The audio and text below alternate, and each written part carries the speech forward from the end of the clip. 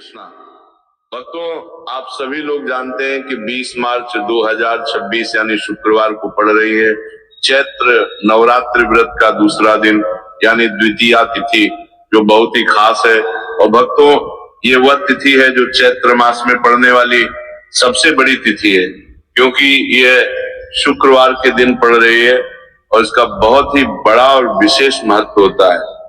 पूज्य पंडितों और गुरुओं ने कहा है कि अगर कभी भी मौका लग जाए और चैत्र महीने की द्वितीय तिथि शुक्रवार को पड़ जाए तो आप लोगों को 2 लौंग का उपाय तो अवश्य ही करना चाहिए। इन दोनों का संयोग बहुत ही कम आता है। इसी के साथ में पंडितों और गुरुओं ने अपनी शिव पुराण कथा में बताया है कि इस दिन आपको 2 लौंग का उपाय तो आपको अवश्य करना चाहिए, क्योंकि ऐसा दिन पूरे साल में सिर्फ एक ही बार आता है। और भक्तों, आप सभी लोग जानते हो कि शुक्रवार द्वितीया तिथि का अगर सबसे बड़ा कोई उपाय है तो वह 2 लौंग वाला उपाय है। तो भक्तों, इस शुक्रवार के दिन आप लोगों को इस 2 लौंग वाले उपाय को जरूर करना है। बहुत सारे लोग होंगे जिन लोगों ने इस उपाय को आप देखते हैं को ना किया हो, मतलब पूरा साल निकल गया, उन्होंने किसी भी दिन इस लौंग वाले उपाय को ना किया हो। पर भक्तों, आपके पास एक आखिरी मौका बचा हुआ है जो कि 20 मार्च के दिन है।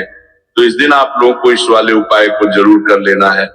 भले ही आपने पूरे महीने भर इस उपाय को ना किया हो, पर अगर आपने इस चैत्र महीने की द्वितीया तिथि के दिन अगर इस वाले उपाय को कर लिया तो आपको इस उपाय को करने का वह फल मिलेगा जिसकी आपने कभी कल्पना भी नहीं करी होगी। इसीलिए आप लोग इस वाले उपाय को एक बार जरूर कर लेना है, ताकि आप लोगों के हाथ से यह मौका ना जा सके और आपको इस उपाय को करने का फल मिल सके।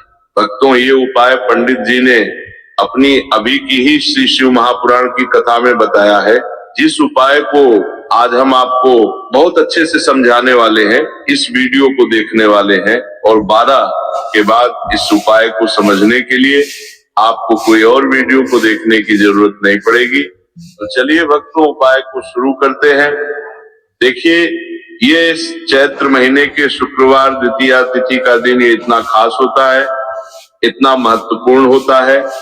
देखा गया है कभी कभी बड़े बड़े पूजा पाठ अनुष्ठान से जो मनोकामना पूर्ण नहीं होते, चैत्र महीने के शुक्रवार द्वितीया तिथि के दिन एक छोटे से उपाय करने से ही आपकी मनोकामना पूर्ण हो जाती है। और बहुत सारे लोगों ने इस उपाय को किया भी है और उनको इस उपाय को करने का फल भी जरूर मिला है। अगर आप लोग भी इस उपाय को करना चाहते हैं तो आप इस उपाय को पहले अच्छे से समझ लेना, सुन लेना, उसके बाद करना। आपको इस उपाय का फल जरूर मिलेगा।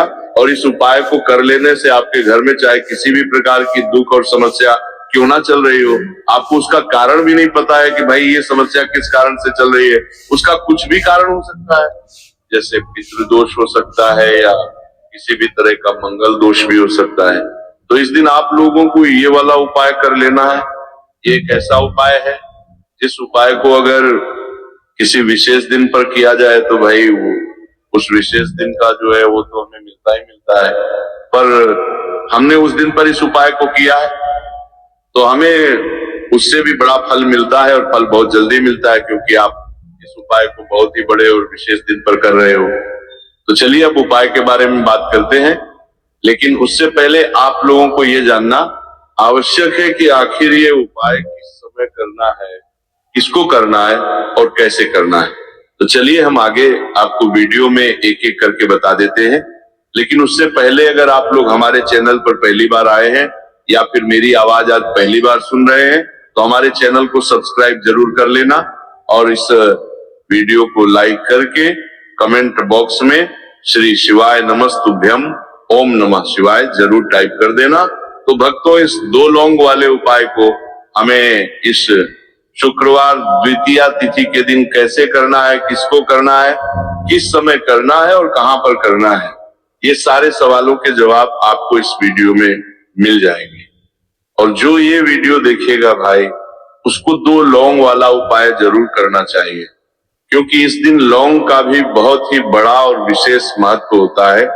और जब बात आ जाए 2 लौंग की, तो ये सोने सुहागा वाली बात हो जाती है। और ये एक बहुत ही बड़ा उपाय हो जाता है इस शुक्रवार द्वितीया तिथि का। तो अब भक्तों, इस 2 लौंग वाले उपाय को आखिर करना किसको है, सबसे पहले हम लोग वो बात जान लेते हैं। तो देखो, घर की जो बड़ी माताएं बहनें होती हैं, उन माताओं बहनों में से कोई भी एक बड़ी माता बहन इस वाले उपाय को कर सकती है। और भक्तों, अगर आप चाहे तो अपने घर में से सभी सदस्यों को भी इस उपाय को करवा सकते हैं।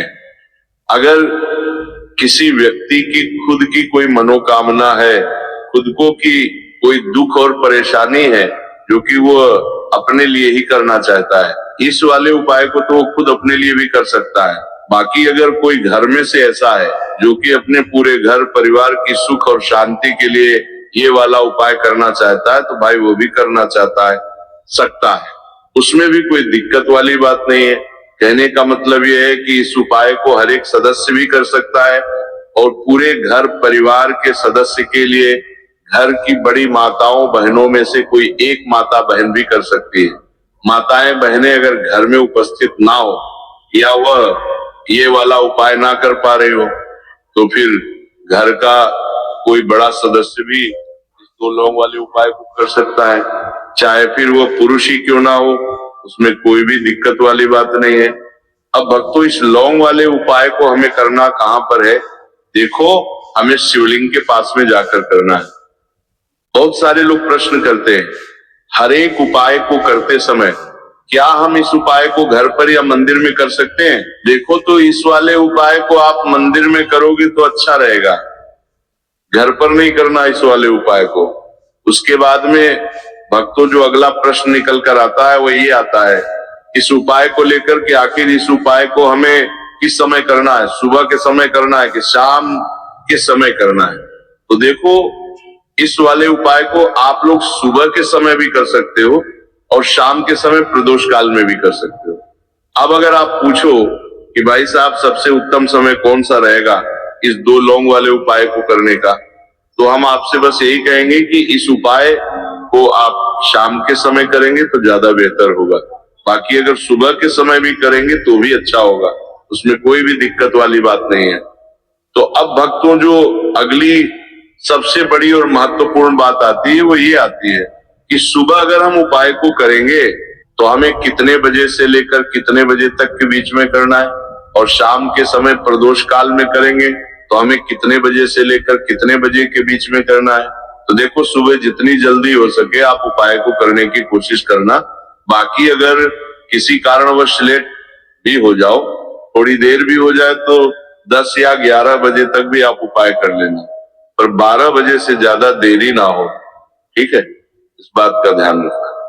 उसके बाद में भक्तों, अगर शाम के समय प्रदोष काल की बात करें, प्रदोष काल का जो समय होता है वो शाम के 6 बजे से शुरू हो जाता है।